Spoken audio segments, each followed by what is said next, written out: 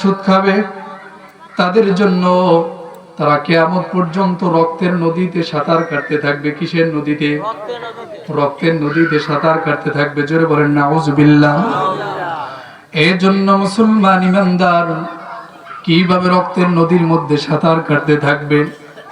আল্লাহ রাসূল সাল্লাল্লাহু আলাইহি ওয়াসাল্লাম একদিন তিনি ফজরের নামাজের পরে তিনি সালাম ফিরে সাহাবায়ে কিরামদেরকে ফিরে তাকাইছেন। কোথায়?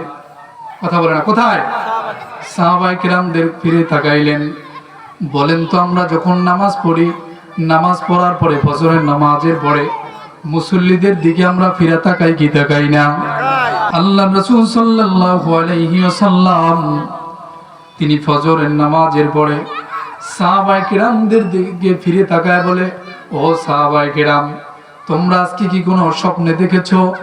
কিন্তু সাহাবায়ে কিরাম দেখলে আল্লাহ রাসূলের কাছে বলতেন, কিন্তু ওই দিন আর বলে নাই। ওই দিন আর বলে নাই। আল্লাহ রাসূল বললেন, সাহাবায়ে কিরাম, রাতের বেলা আমার কাছে দুইজন লোক আসছিল। কয়জন লোক? সবাই আওয়াজ দিবেন, আরো জোরে বলেন। আমার কাছে দুইজন লোক আসছিল। দুইজন লোক আসার পরে আমাকে একটা পবিত্র জমিনের মধ্যে নিয়ে গেলেন। কোথায় নিয়ে গেলেন? আমাকে একটা পবিত্র জমিনের মধ্যে নিয়ে গেলেন। ওই পবিত্র জমিনের মধ্যে নেওয়ার পর আমাকে একটা নদীর পাশে নিয়ে গেলেন। আমাকে নদীর পাশে নিয়ে যাওয়ার পরে আমি তাকায় দেখলাম নদীর মাঝখানে একটা লোক দাঁড়ায় আছে। কোথায়?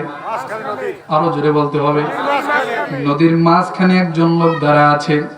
আর একজন লোক দেখলাম নদীর পাড়ে দাঁড়ানো। কিন্তু আমি যখন তাকায় দেখলাম নদীর মাঝখানে একটা লোক দাঁড়ানো ছিল। নদীর পাড়ে যে লোকটা দাঁড়ানো ছিল তার চারপাশে বড় বড় পাথর। বড় বড় কি? বড় বড় পাথর। আমি যেই লোকটাকে নদীর মাঝখানে দেখলাম তিনি বারবার সাঁতার কাইটা নদীর কিনারে যাইতে চায়। কোথায় যাইতে চায়? নদীর কিনারে যাইতে চায়।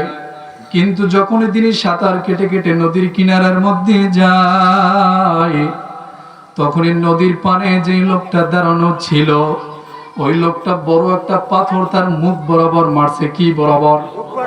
মুখ বরাবর মারছে। এভাবে বারবার নদীর মধ্যে সাঁতার কাটে, বারবার তিনি নদীর কিনারায় যাইতে চায়।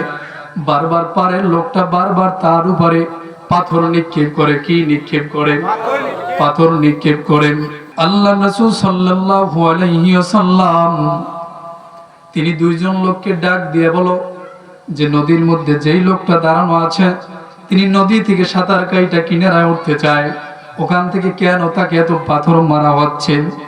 দুইজন লোক ডাক দিয়ে বলো, ইয়া রাসূলুল্লাহ, এই লোকগুলা যদি কিয়ামত পর্যন্ত যদি নদীর মধ্যে সাঁতার কাটতে থাকে, কারণ এই লোকগুলা দুনিয়ার মধ্যে সুদ খাইতো আর ঘুষ খাইতো। কারণ এই বান্দারা যদি কিয়ামত পর্যন্ত যদি সাঁতার কাটতে থাকে, এরপরও তারা কিয়ামতের আগ পর্যন্ত নদীর কিনারায় উঠতে পারবে না। জোরে বলেন নাউজুবিল্লাহ।